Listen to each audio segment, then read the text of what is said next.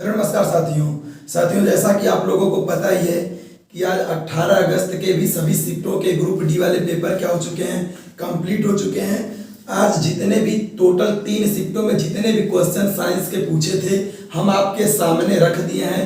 आपके सामने देखिए इन टॉपिक से आज क्वेश्चन बने थे पेपर में। ध्यान दीजिए, हम पिछले वाले एनालिसिस में भी बताए थे कि ये सारे टॉपिक्स क्या हैं, इंपॉर्टेंट है।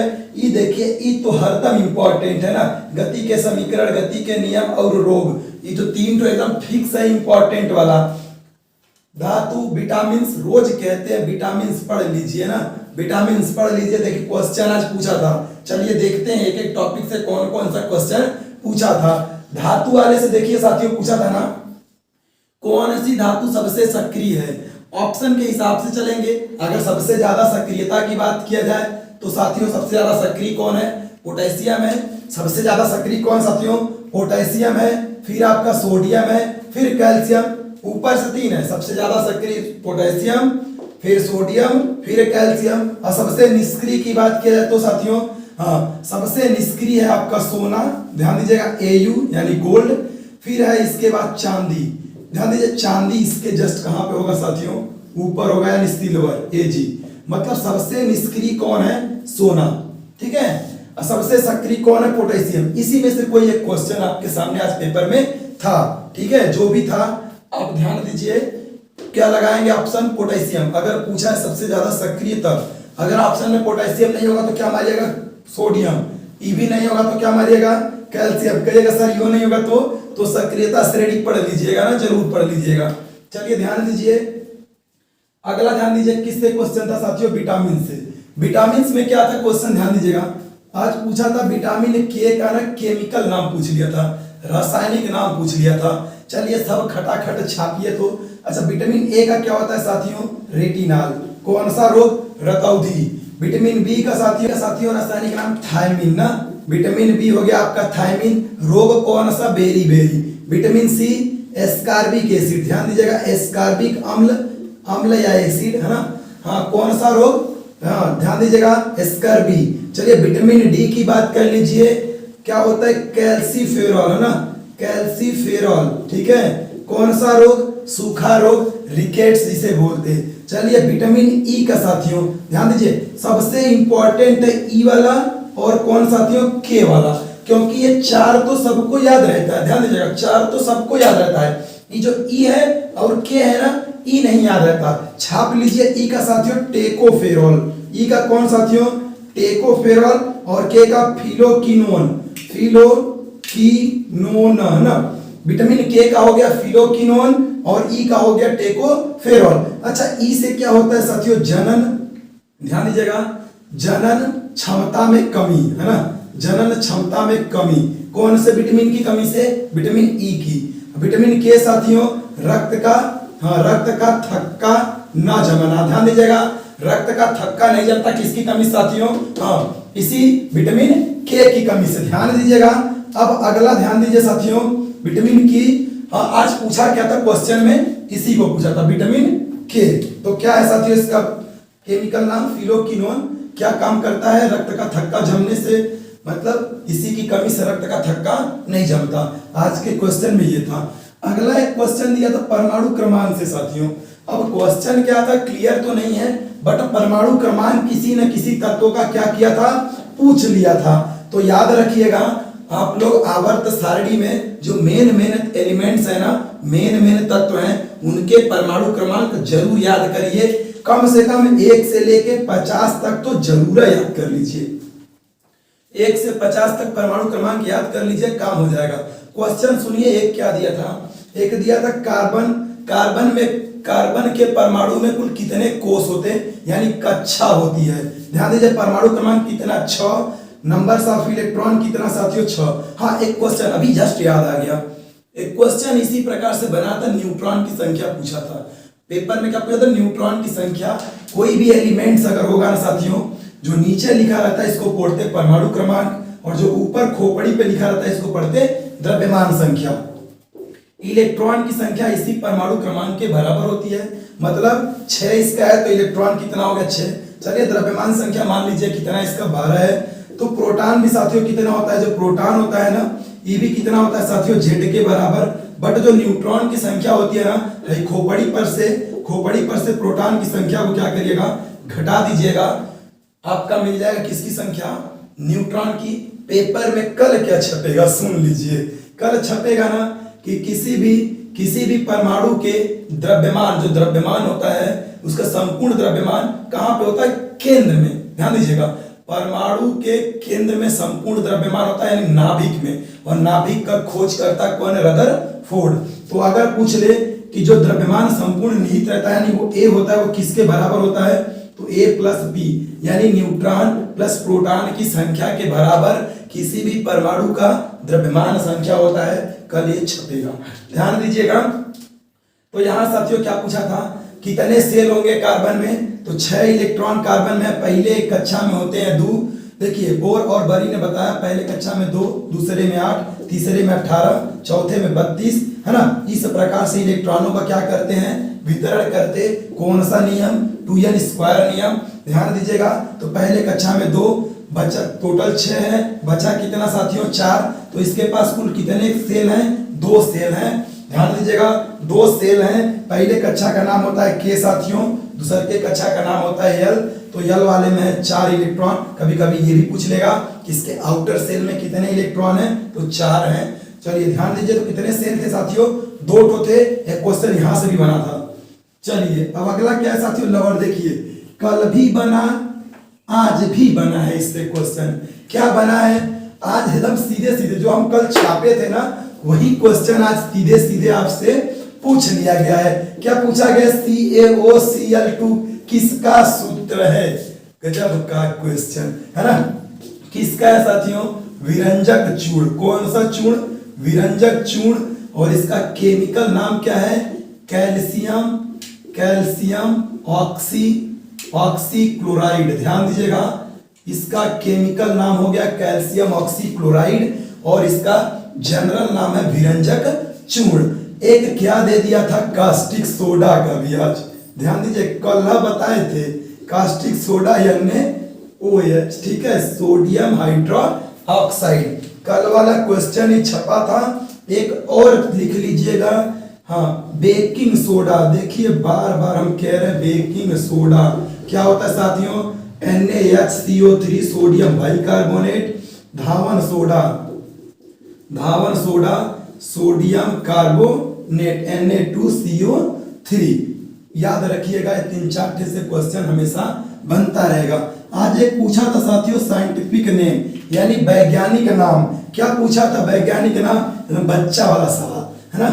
कहा था मनुष्य का वैज्ञानिक नाम होता है, मनुष्य का सबको पता है। कमेंट बॉक्स में आप लोग छापिएगा मनुष्य का वैज्ञानिक नाम क्या है। हम कुछ लिख दे रहे, खटाखट लिख लीजिएगा।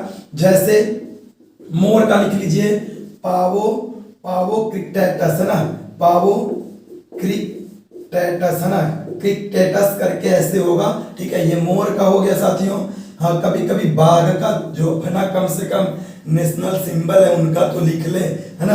बाघ का साथियों एक लिख लीजिए और एक शेर का, ठीक है। बाघ का क्या होता है साथियों, पैंथरा है ना, पैंथरा टाइग्रिस। टाइग्रिस से याद भी रखिएगा, टाइगर यानी टाइग्रिस है ना, टाइग्रिस, पैंथरा टाइग्रिस, ठीक। शेर का साथियों पैंथरा लियो। ध्यान दीजिएगा, पैंथरा लियो। ये किसके साइंटिफिक नेम थे साथियों, जो इंपॉर्टेंट है उनके हम छाप दिए। चलिए ध्यान दीजिए, कल एड्स का फुल फॉर्म पूछा था, आज भी एक रोग से क्वेश्चन पूछा था, बट क्वेश्चन क्लियर नहीं है। क्वेश्चन क्या था, आप लोग जरूर इस टॉपिक को पढ़ के जाइएगा। रोग वाला किससे साथियों, हाँ, किससे होने वाला, ध्यान दीजिएगा।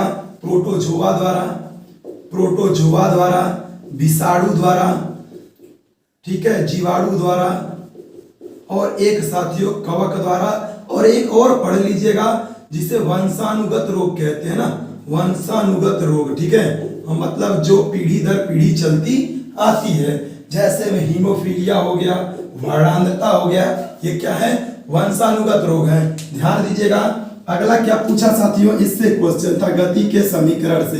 कौन से समीकरण से था, चलिए ध्यान दीजिए। गति के समीकरण कितने हैं, 3 है। किसने दिया, न्यूटन ने। तीनों कौन कौन से, v बराबर u प्लस ए टी पहला, दूसरा साथियों s बराबर U T plus half A T square, तीसरा v स्क्वायर बराबर u स्क्वायर प्लस 2a। अच्छा, ये कब होगा? जब गति क्षैतिज में होगी। ध्यान दीजिएगा, गति क्षैतिज में होगी, और जब गति ऊर्ध्वाधर में होगी तो v बराबर u प्लस जी टी और h बराबर U T plus half G T square, तीसरा साथियों v स्क्वायर बराबर u स्क्वायर प्लस 2gh। क्या बदला? देखिए, एक के जगह g बदला और s के जगह h बदला, बाकी सब कुछ सेम। ये कब साथियों? ये जब गति ऊर्ध्वाधर में होगी तब लगाइएगा, और g की वैल्यू फिक्स है 9.8 मीटर पर सेकेंड स्क्वायर। अभी तक ध्यान दीजिएगा, अभी तक गुरुत्वाकर्षण से क्वेश्चन नहीं देखने को मिला है, बट छाप लीजिए दिमाग में, एक आध 2 दिन बाद केवल गुरुत्वाकर्षण का क्वेश्चन मिलेगा देखने को। ध्यान दीजिएगा, नीचे से जब ऊपर जाइएगा जी की वैल्यू निगेटिव रखिएगा, ऊपर से नीचे आइएगा जी की वैल्यू पॉजिटिव रखिएगा। यहां से क्वेश्चन थे, गति के नियम साथियों कितने हैं? 3 है। पहला कौन दिया? न्यूटन ने, ना? हाँ, समीकरण भी और नियम भी न्यूटन ने। पहला किससे संबंधित है साथियों? जड़त्व से संबंधित है। दूसरा बल या फिर संवेग से संबंधित है। तीसरा साथियों क्रिया प्रति, ध्यान दीजिए, क्रिया प्रतिक्रिया से संबंधित है। पेपर में कभी कभी डायरेक्ट आपको यही पूछ लेगा कौन सा नियम किससे संबंधित है। आपके सामने लिख दिए, उदाहरण इससे पूछ सकता है, इसका भी उदाहरण पूछ सकता है, क्रिया प्रतिक्रिया का भी उदाहरण पूछ सकता है। अच्छा, जड़त्व का खोज किसने किया? लिख लीजिएगा, गैलीलियो ने। गैलीलियो ने, ना? हाँ, गैलीलियो ने जड़त्व को खोजा है, जिसने क्या बनाया साथियों? दूरबीन। ध्यान दीजिएगा, इसी व्यक्ति ने दूरबीन बनाया था, यानी टेलीस्कोप। हाँ, ध्यान दीजिएगा, दूरबीन। चलिए, जाइलम फ्लोएम, रोज कहते थे लवड़ से क्वेश्चन, हाँ, टिश्यू यानी ऊतक से क्वेश्चन बनेंगे, और देखिए बन भी रहे हैं। जाइलम फ्लोएम से क्वेश्चन पूछा था। क्या पूछा था? कि जाइलम का कार्य क्या है ना? बताए थे जाइलम का कार्य साथियों। अच्छा, जाइलम और फ्लोएम ये क्या है साथियों? ये ऊतक हैं। किसमें पाए जाते हैं? पादप में, है ना? पादप ऊतक हैं, और ये कैसे हैं? जटिल ऊतक है। कैसे हैं?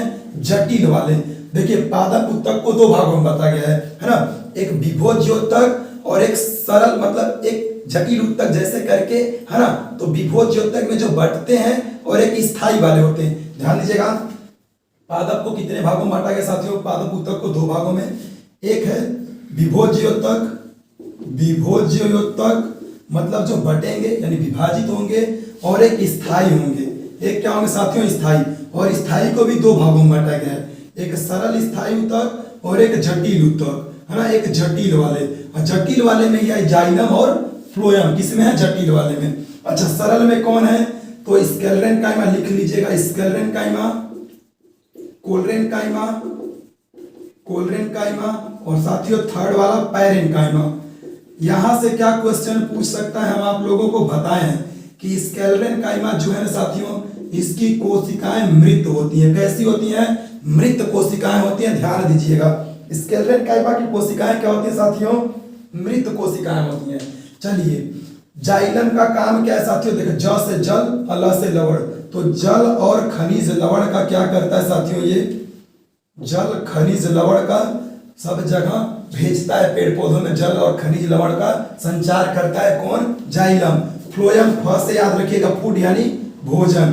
फ्लोएम क्या काम करता है साथियों?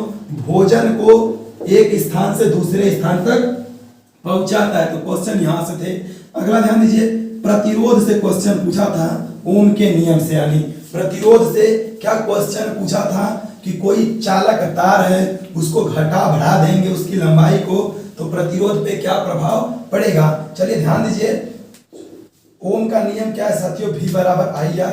ठीक है, यही ओम का नियम है। ध्यान दीजिएगा, यह जो R है ना साथियों, यही है प्रतिरोध आपका, और प्रतिरोध का मात्रक क्या होता है साथियों? ओम होता है ना। प्रतिरोध का मात्रक क्या होता है साथियों? ओम होता है। और इसी को जब श्रेणी क्रम में जोड़ते तो तुल्य प्रतिरोध आता है R बराबर R1 plus R2 plus R3 plus झन्नून तक, है ना? जहां तक जाइएगा जोड़ दीजिएगा। समांतर क्रम में कहेगा तो ये श्रेणी क्रम में था तुल्य प्रतिरोध के लिए, समांतर क्रम में कहेगा तो 1/R बराबर 1/R1 plus 1/R2 plus dash dash dash झानू, जहां तक जा सकते हैं जितना दिया होगा जोड़ लीजिएगा। क्वेश्चन यहां से थे। चलिए ध्यान दीजिएगा, अगला देखिए साथियों, क्वेश्चन क्या पूछा था, प्रतिरोधकता से पूछा था। किससे?